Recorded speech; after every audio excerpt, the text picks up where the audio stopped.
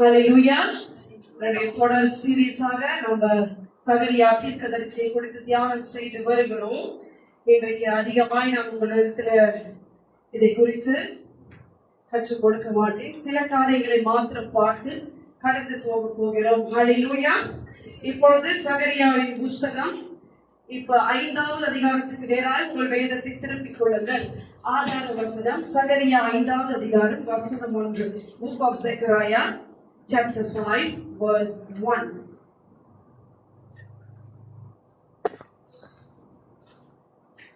நான் திரும்பவும் என் கண்களை ஏறெடுத்து பார்க்கையில் இதோ பறக்கிற ஒரு புத்தக சுருளை கண்டேன்.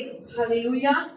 அமர்ந்து கொள்ள எல்லாரும் எழுந்திருக்கணும். வசனம் வாசிக்கும் போது வசனத்திற்கு வேண்டிய கனத்தை நாம் கொடுக்க வேண்டும். நீங்கள் வாசிங்க. எல்லாரும் எடுத்து போராட்டும் போது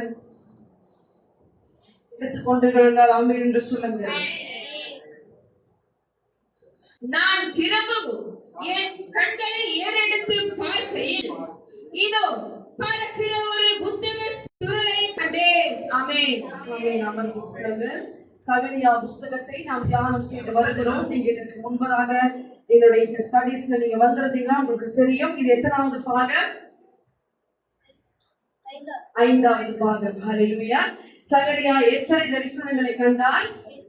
8 தரிசனங்களை 8 night visions அவர் பார்த்தார். இப்ப அந்த ஒவ்வொரு தரிசனத்தை நாம் தியானம் செய்து வருகிறோம். இப்பொழுது நம்ம தியானம் செய்ய போகிற தரிசனம் எத்தனாவது தரிசனம்? 4வது தரிசனம்.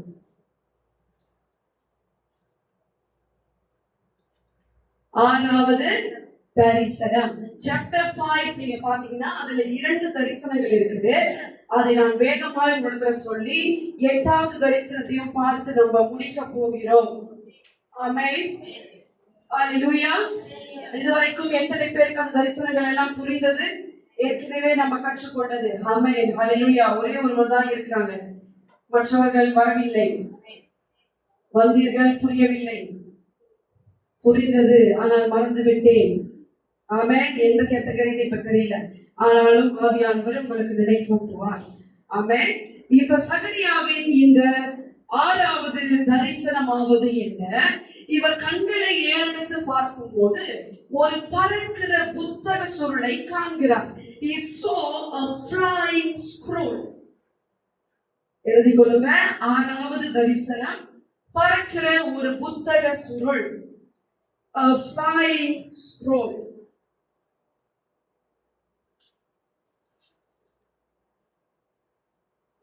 இப்ப இந்த தூதன் நீ காண்கிறது என்ன என்று சகரியாவிடத்தில் கேட்கும் போது சகரியா சொல்லுகிறார், நான் பறக்கிற ஒரு புத்தக சுருளை காண்கிறேன். இப்ப இதற்கு என்ன அர்த்தம் என்றால், அந்த தூதன் சொல்லுகிறார், இது பூமி மீதெங்கும் புறப்பட்டு வருகிற சாபம். இது பூமி மீதெங்கும் என்னது? புறப்பட்டு வருகிற சாபம். ஓகே. flying scroll, அதாவது இந்த பறக்கிற புத்தக சுருளை வேதத்துல அநேக இடத்துல நம்ம புத்தக சுருள் என்று பார்க்கிறோம். இந்த புத்தக சுருள் எதை குறிக்கிறது?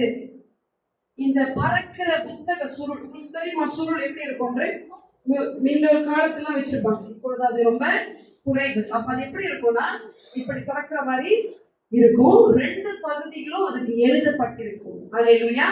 இந்த சுருள் என்னத்தை காட்டுகிறது? அதாவது பறந்து வருகிறது. அப்படி என்றால் அது எங்கிருந்து பறந்து வருகிறது? வானத்திலிருந்து பறந்து வருகிறது. அப்படின்னா என்ன காட்டுகிறது? வானத்தில் இருக்கிற பரலோகத்தின் தேவனிடத்திலிருந்து வருகிற ஒரு மெசேஜ், ஒரு தூது, ஒரு வார்னிங், ஒரு எச்சரிப்பு. அதுதான் அந்த ஸ்க்ரோல் என்ன பண்ணிருக்கு? எழுதப்பட்டிருக்கு. சில இடங்களில் இந்த புத்தக சுருள் 2 பகுதிகளிலும் எழுதப்பட்டிருக்கும். சில இடத்துல வேதத்துல ஒரு பகுதி மாத்திரம் எழுதப்பட்டிருக்கு. இந்த இடத்துல சகரியா பார்க்கிறது ஒரு பகுதியில இது என்ன போட்டிருக்கிறது? பூமி மேல வருகிறது என்னதான்? புறப்பட்டு வருகிற சாபம். அப்படி என்றால் என்ன? சகரியா தீர்க்கதரிசனத்துல கர்த்தர் இந்த புத்தக சுருளின் மூலியமாக ஒரு எச்சரிப்பை கொடுக்கிறார். அந்த ஜனங்களுக்கு என்ன எச்சரிப்பு கொடுக்கிறார் என்றால், நீங்க தொடர்ந்து வாசித்து வந்தீர்களானால் அங்க 3வது வசனத்தை வாசிங்க. அப்பொழுது அவர், இது பூமியின் மீதெங்கும் புறப்பட்டு போகிற சாபம். எந்த திருடனும் அதில் ஒரு புறத்தில் இருந்தபடியே அழிக்கப்பட்டு போவான். ஆணையிடுக எவனும் அதில் மறுபுறத்தில் இருக்கிறதின்படியே அழிக்கப்பட்டு போவான். அல்லேலூயா.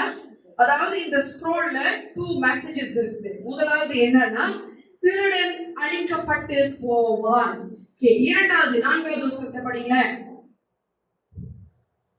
அதன் திருடன் வீட்டிலும் என் நாமத்தை கொண்டு பொய்யான இடுகிறவன் வீட்டிலும் வந்து அவனவன் வீட்டின் நடுவிலே தங்கி அதை அதன் மரங்களோடும் அதன் கல்லுகளோடும் கூட நிர்மூலமாக்கும்படி அதை புறப்பட்டு போக பண்ணுவேன் என்று சேனைகளின் கர்த்தர் சொல்லுகிறார் என்றான். ஹல்லேலூயா.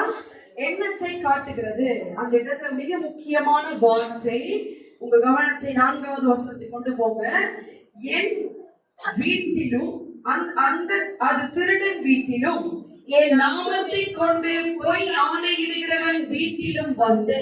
அப்படி என்றால் கர்த்தருடைய நாமத்தை தவறாய் பயன்படுத்தின ஜனங்கள் அப்படின்னா, இந்த இஸ்ரவேலர்கள் உங்களுக்கு தெரியும், அடிமைத்தனத்திலிருந்து என்ன பண்ணிட்டாங்க, விடுதலையாகி வந்து விட்டார்கள்.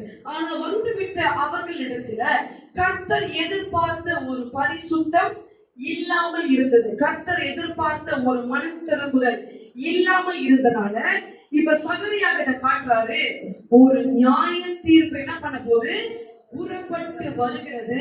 அதை நீ போய் சொல்லு. அது யார் இடத்துல வருது? என் நாமத்தை தவறாக பயன்படுத்தி, அதாவது எதை திருடினார்களா? கர்த்தருக்கு கொடுக்க வேண்டிய மகிமையை அவர்களுக்கு திருடினார்களாம். கர்த்தருக்கு கொடுக்க வேண்டிய நேரத்தை தங்களுக்கு என்று திருடி கொண்டார்களாம். கர்த்தருக்கு கொடுக்க வேண்டிய தன் பலத்தை தன் காரியத்திற்கு என்று திருடி கொண்டார்களாம். இதுதான் அந்த இடத்துல திருடன் அப்படின்னு போட்டிருக்கிறது. அவர் பொருட்களை சொல்லவில்லை, ஆனாலும் எழுத்தி பிரகாரம் திருடன் என்று போட்டிருந்தாலும் கர்த்தர் ஏன் இதை எம்பசைஸ் பண்ணுகிறார்? அந்த இடத்துல இந்த ஜனங்கள் அவருக்கு கொடுக்க வேண்டியது என்ன பண்ணல, கொடுக்கல. கொடுக்க வேண்டியதை கொடுக்காதனால என்னன்னு அழைக்கிறாரு? என்னன்னு அழைக்கிறாரு? திருடன் அப்படின்னு அழைக்கிறார். இப்ப என்ன சொல்லுகிறார்?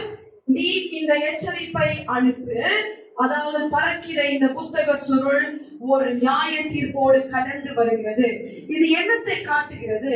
கர்த்தர் பரிசுத்தத்தை விரும்புகிற தெய்வம். ஹல்லேலூயா. இப்ப இந்த பட்டணம், அதாவது எருசலேம் பட்டணம் தான் நம்ம இதெல்லாம் பார்த்துக்கிட்டு வருகிறோம். இந்த பட்டணத்தை கர்த்தர் சுத்திகரிக்க விரும்புகிறார். அதாவது அந்த இடத்துல திருடனும் வேண்டாம், என் நாமத்தை பொய்யாய் பயன்படுத்துகிற யாருமே இருக்க கூடாது, நான் இவர்களை அழித்து போடுவேன் என்று கர்த்தர் சொல்வது என்ன அர்த்தத்தை காட்டுகிறது என்றால், அவர் ஒரு சுத்திகரிப்பை விரும்புகிற தெய்வம். ஆமென். பரிசுத்தத்தை நம்மிடத்தில் எதிர்பார்க்கிற தெய்வம். ஹல்லேலூயா. அதனால்தான் வசனம் சொல்கிறது, நான் பரிசுத்தராய் இருக்கிறது போல நீங்களும் பரிசுத்தராய் இருங்க. நிறைய வாட்டி நம்ம கேள்விப்படுறது, இந்த பூமியில பரிசுத்தமா வாழ முடியாது. நிறைய பேர் கேள்விப்பட்டிருப்போமா? நான் கேள்விப்பட்டிருக்கேன். அப்படி என்ன சொல்றாங்க, அப்படி வாழ்றது வந்து இட்ஸ் இம்பாசிபிள். ஏன்னா நம்ம எல்லாரும் பாவிகள், உண்மைதானே? நம்ம எல்லோரும் பாவிகள், நம்ம எல்லோரும் பலவீனமானவர்கள். ஆனாலும் வேதம் சொல்லுகிறபடி தேவன் பரிசுத்ததான் நம்மளிடத்துல என்ன பண்றாரு? எதிர்பார்க்கிறார். அப்படி இல்லாதிருந்த இந்த எருசலேமின் ஜனங்களை நோக்கி இந்த நியாய தீர்ப்பு புறப்பட்டு வருகிறது. ஹல்லேலூயா, ஹல்லேலூயா. எல்லாருக்கும் கூட இதோ அந்த புத்தக சுருள் ஒரு சாபத்தை சுமந்து வந்திருந்தாலும், இதோ ஆவியானவர் அந்த சாபத்தை திருப்பி நமக்கு ஆசீர்வாதமான சில பதில்களை கொண்டு வந்திருக்கிறாரே. அந்த புத்தக சுருள் இனி சாபத்தை சுமந்து வருவதில்லை. ஓ, இயேசுவின் ரத்தத்தால் கழுவப்பட்ட நீங்களும் நானும் அந்த புத்தக சுருளில் பெறப்போகிறது எல்லாம் ஆசீர்வாதங்கள். அந்த புத்தக சுருளில் வரப்போகிறது எல்லாம் தீர்க்க தரிசனங்கள். அந்த புத்தக சுருளில் வரப்போகிறதெல்லாம் உன் ஜெபங்களுக்கு பதில். ஓ, இதோ அந்த புத்தக சுருள் இனி நெகட்டிவ் சாபத்தை கொண்டு வராதபடிக்கு ஆண்டவரே எங்கள் வாழ்க்கையில எல்லா பாசிட்டிவான புத்தக சுருளை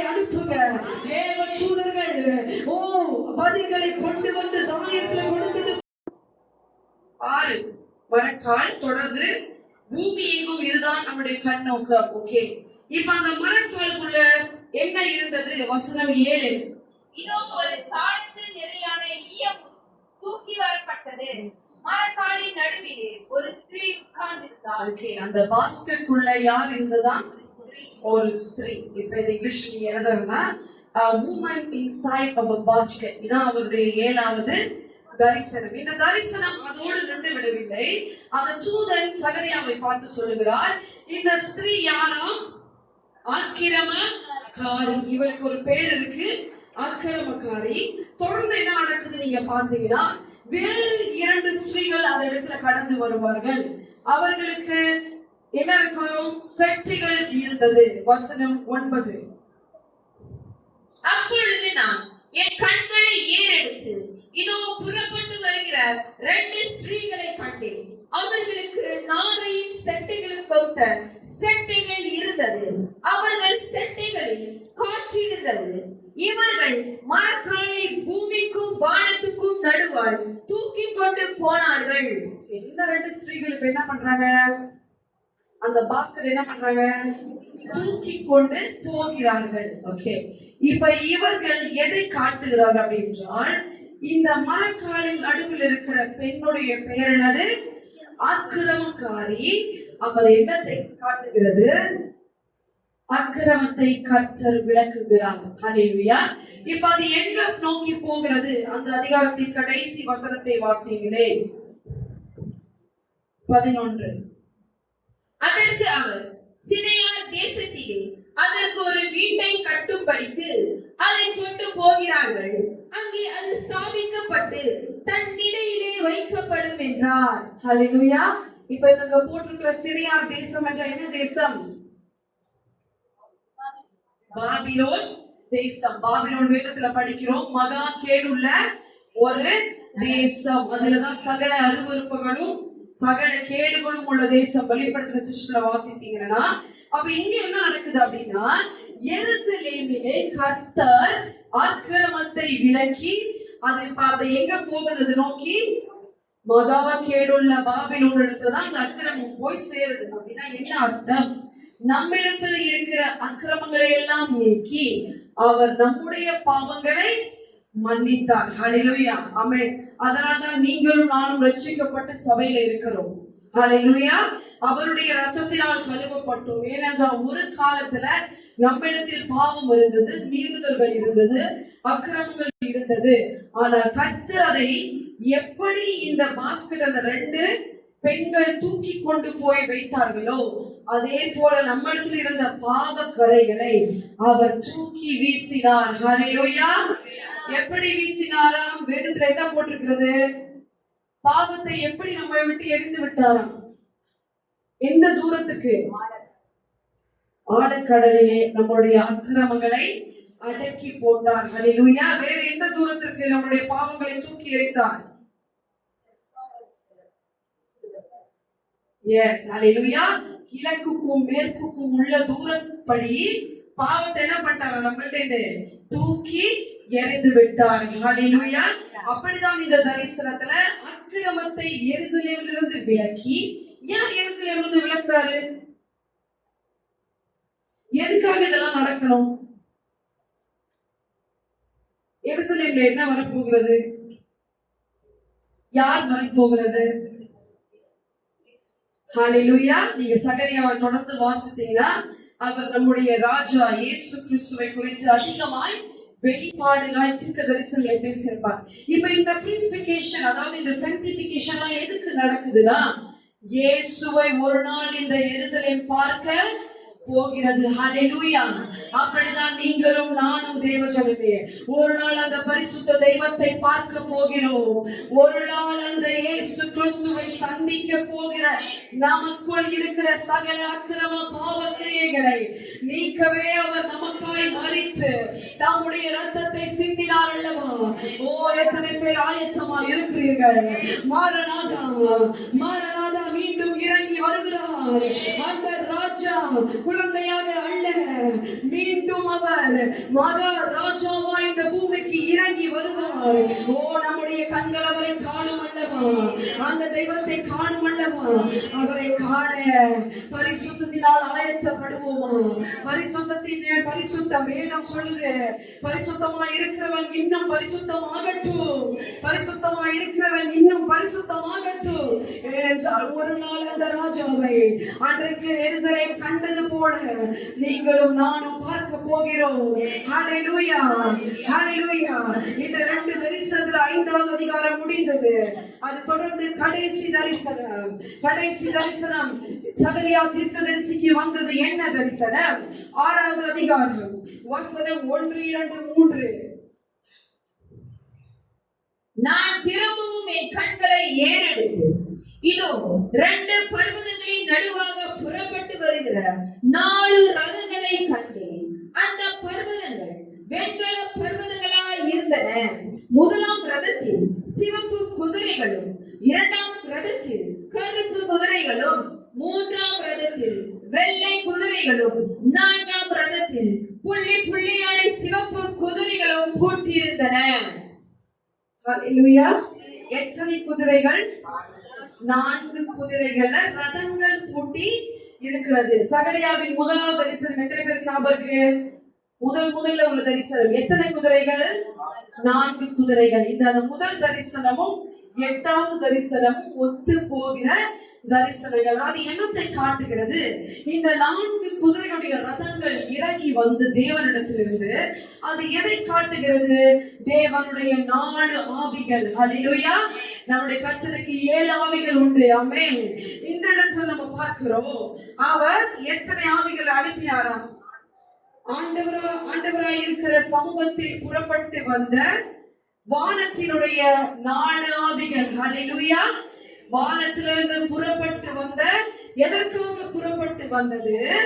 எதற்காக புறப்பட்டு வந்தது? ஹல்லேலூயா. தொடர்ந்து வாசிச்சீங்கன்னா வசனம் 8 வாசிங்களேன். பின்பு அவர் என்னை கூப்பிட்டு, பார், வடதேசத்துக்கு புறப்பட்டு போனவைகள் வடதேசத்திலே என் கோபத்தை சாந்தி பண்ணிற்று என்று என்னோடே சொன்னார். ஹல்லேலூயா. எண்ணத்தை காட்டி அது இறங்கி வந்ததாம் கர்த்தருடைய கோபத்தை. அதாவது முதல்ல நம்ம பார்த்த விஷயம், அந்த 4 குதிரை எதற்காக பூமிக்கு வந்தது? பூமியில் என்ன நடக்குது என்று பார்க்க வந்தது. அதே போலதான் இந்த 4 ரதங்களும் அவருடைய 4 ஆவிகள் இறங்கி எல்லாம் ஒரு திசையா என்ன பண்ணுது?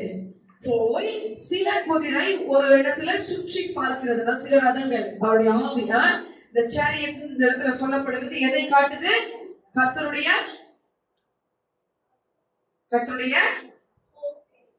வாய் திறக்க மாட்டேங்கிறீங்க. ஹல்லேலூயா. கர்த்தருடைய கோபமா? 4 ரதங்கள், 4 ஆவிகள். அப்ப ஒவ்வொரு திசையாய் போய் என்ன செய்து ஜனங்கள் எப்படி இருக்கிறாங்க? கர்த்தர் சொன்னபடி வாழ்றாங்களா? அளந்து பார்த்து அப்படி இல்லாத இடத்துல என்ன பற்றி எரிய போது? கோபம் பற்றி எரிய போகிறது. ஹல்லேலூயா. ஆனாலும் தேவஜனமே, நம்மேல் இன்று அவர் கோபமாயிராமல் நமக்காய் மன்றாட ஒரு தேற்றரவாளனை நமக்கு கொடுத்திருக்கிறார் அல்லவா? பரிசுத்த ஆவியானவர் உங்களுக்கும் எனக்கும் கொடுத்த தெய்வம். இனி நம்மேல் கோபமாயிராதபடி காண்டவரே, அப்பா நன்றி செலுத்துகிறோம். எங்கள் கீழ்ப்படியாமையினால் உங்களுடைய கோபம் பற்றி எரியக்கூடாது ஆண்டவரே. எங்கள் மீறுதல்களினால் உங்க கோபம் பற்றி எரியக்கூடாது. எங்கள் மேல் இரக்கமாயிரும், எங்கள் மேல் இரக்கமாயிரும் அப்பா. நன்றி கர்த்தாவே, நன்றி ஆண்டவரே. தொடர்ந்து நீங்க பாத்தீங்கன்னா இப்ப 8 தரிசனங்கள் என்ன பண்ணுது? முடிந்து விட்டது. ஹல்லேலூயா. 5வது பகுதியில நம்ம 8 தரிசனங்களையும் முடித்து விட்டோம். அடுத்து என்ன இருக்கிறது? நான் உங்களுக்கு 3 பகுதியாய் பிரித்தேன். முதலாவது கால் டு மனம் திரும்புவதற்கான ஒரு அழைப்பு. 2வது பகுதி 8 தரிசனங்கள். 3வது பகுதி என்னது? சகரியாவின் 4 பிரசங்கங்கள். எழுதிக்கொள்ளுங்க. பார்ட் 3. இந்த புஸ்தகத்தை 4 பகுதியா நான் உங்களுக்கு பிரித்து கொடுத்தேன். நீங்க ஏற்கனவே எழுதலாம், இப்ப எழுதிக்கீங்க. முதல் பகுதி கால் டு ரிப்பெண்டன்ஸ், அதாவது மனம் திரும்புதலுக்கு ஒரு அழைப்பு. இரண்டாவது பகுதி 8 இரவு தரிசனங்கள், 8 night visions. மூன்றாவது பகுதி சகரியாவின் 4 செய்திகள் அல்லது பிரசங்கங்கள், 4 messages. நாலாவது பகுதி அதாவது கடைசி பகுதி சகரியாவின் 2 தீர்க்க தரிசனங்கள். ஹல்லேலூயா. அந்த 2 தீர்க்க தரிசனங்களும் மேசியாவை குறித்தது. ஆமென். ஏசாயாவுக்கு அடுத்து நீங்க பாத்தீங்கன்னா இந்த சிறிய தீர்க்க தரிசிகள்ல சகரியா அதிகமாய் வரப்போகிற கிறிஸ்துவை குறித்து தீர்க்க தரிசனம் தன்னுடைய புஸ்தகத்துல உரைத்திருக்கிறார். ஹல்லேலூயா. இப்ப இன்றைக்கு இந்த 8வது தரிசனத்தோடு நான் முடிக்க விரும்புகிறேன். அடுத்து 4 பகுதிகளுக்கு நம்ம 4 பிரசங்களுக்கு போகிறதுக்கு முன்பதாக இன்னொரு போனஸ் விஷன் அங்க இருக்குது. யார் கண்டுபிடிக்கிறீங்களோ உங்களுக்கு சிறப்பு பரிசு இருக்கு. பரிசு நீங்க எடுத்து வரல, பிற்பாடு கொடுக்கப்படும். ஹல்லேலூயா. நம்ம பார்த்ததெல்லாம் என்னது 8 தரிசனங்கள் தான். நீங்க படிச்சுட்டே வந்தீங்கன்னா இந்த 8 தாண்டி அங்க இன்னொரு தரிசனம் இருக்கிறது, அதுதான் கடைசி. அதோடு அவர் பிரசங்கத்துக்கு போய் விடுவார். 4 மெசேஜஸ் வேகமா கண்டுபிடிச்சீங்கன்னா நீங்க இந்த இடத்துல வந்து சொல்லலாம். ஹல்லேலூயா. ஆமென். அது அவருக்கு வேத வல்லுநர்கள் சொல்றாங்க 8 பார்த்த பிறகு இன்னொரு போனஸா ஆண்டவரிடம் கொடுத்தார் அந்த தரிசனத்தை. கண்டுபிடித்தீங்கன்னா நீங்க பிற்பாடு இடத்துல வந்து சொல்லுங்கள். ஹல்லேலூயா. இப்பொழுது 8 தரிசனங்களும் யாருக்கு புரிந்து விட்டது? நன்றாக புரிஞ்சிருச்சு. ஒரே ஒரு ஆள் தான், முதலே ஒரே ஒரு ஆள் தான் புரிந்திருக்கிறது. ஹல்லேலூயா. மத்தவங்க இங்க இருக்கீங்களா? பரலோகத்துக்கு ஏறி வானங்கள் நடுவே அப்படியே. ஆமென். எத்தனை பேருக்கு இப்ப என்னுடைய முதல் பகுதியிலிருந்து இந்த பிரசங்கத்தை கேட்டு வரீங்க? பார்ட் 1ல இருந்து, அதாவது சகரியானா யாரு, எங்க போனாரு, யாரு தாத்தா, யாரு அப்பா, வயசானவரா, வாலிபனா, எல்லாத்தையும் படிச்சுட்டு வந்தோம். முதல் பகுதியிலே இந்த பிரசங்கத்தை கேட்டவர்கள் யாரு? ஹல்லேலூயா. ஆமென். சோ இப்ப முதல் பகுதி மன திரும்புதல் அழைப்பு உங்களுக்கு புரிந்து விட்டது. 8 தரிசனங்கள் புரிந்து விட்டது என்றால் ஆமென் என்று சொல்லுங்கள். புரிஞ்சிருச்சு. இப்ப சில கேள்விகள் கேட்கலாமா? ஆமென். ஹல்லேலூயா. எப்படி இவ்வளவு சீக்கிரமா முடிக்கிறது? கண்டிப்பா ஏதாவது ஒன்று இருக்கணும். ஹல்லேலூயா. எத்தனை பேர் ரெடியா இருக்கீங்க? Rapid fire questions. ஹல்லேலூயா. அப்படி இல்ல, நீ வீட்டுக்கு போய் தியானம் செய்ய வேண்டும், மறந்து விட கூடாது. வருகிற காலங்களில நான் கேட்பேன். இந்த தரிசனங்கள் ஒவ்வொன்றாய் கொஞ்சம் கஷ்டமா தான் இருக்கும், இருந்தாலும் தியானம் செய்யுங்கள். இந்த தரிசனங்களுக்கான வெளிப்பாடு இது மட்டும் அல்ல. ஆமென். இந்த ஒரு தரிசனத்துக்கான வெளிப்பாடு இது மட்டும் அல்ல. கர்த்தர் நமக்கு கொடுத்த வெளிப்பாடு அதுதான். ஆனா அந்த தரிசனத்தை வேறொருவருக்கு வேற வெளிப்பாடுகள் கர்த்தர் கொடுப்பார். நம்முடைய தேவன் அந்த வார்த்தையானது பல கோணங்களில் நம்மளுக்கு என்ன பண்ணும்? பேசும். இதை வேறொருவர் வாசிக்கும் போது அவங்களுக்கு வேறு வியாக்கியானங்கள், வெளிப்பாடுகள் வரலாம். இதுதான் இதன் அர்த்தம் என்று ஸ்டிக்கா இருக்க கூடாது. உடனே நம்ம பார்க்கும் போது எழுத்தின் படியும் வேற இடத்துல பார்க்கணும். Rhema and logos. ரேமா என்றால் என்ன? அதாவது இப்ப எழுத்துல போட்டிருந்துச்சுல ஒரு ஸ்திரீ, அது ரேமா. இப்ப லோகோஸா பார்த்தா என்னன்னு போட்டிருந்தது? அந்த ஸ்திரீ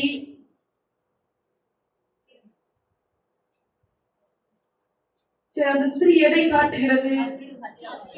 அக்கிரம். சரி, வேற என்ன அந்த நம்ம அர்த்தம் எடுக்கலாம்? வெளிப்படுத்துற விசேஷத்துக்கு நீங்க அப்படியே போனீங்கன்னா பாபிலோனை வேதம் என்னன்னு கூப்பிடுது? ஒரு ஸ்திரீ. ஸ்திரீ. ஆமென். அப்ப இந்த ஸ்திரீ எங்க ஒத்து போது? இதுதான் வெளிப்பாடு. இதுதான் என்னது? லோகோஸ். கர்த்தர் உங்களிடத்துல ஒருவருத்தையும் வேற வேற மாதிரி ஆவியானவர் பேசுவார். அல்லேலூயா. ஆவியானவர் உங்களோடு பேசுவார் என்று ஜெபிக்கிறேன். அமைக்கலை மூடி ஜெபம் செய்வோம். நன்றி கர்த்தாவே அப்பா, நன்றி செலுத்துகிறோம் ஆண்டவரே. சகரியா கண்களிலே 8 தரிசனங்களை கண்டது போல அப்பா, அவருக்கு வெளிப்படுத்தின தீர்க்க தரிசிக்கு வந்த அந்த 8 தரிசனங்களை தியானம் செய்ய எங்களுக்கு நீர் பாராட்டின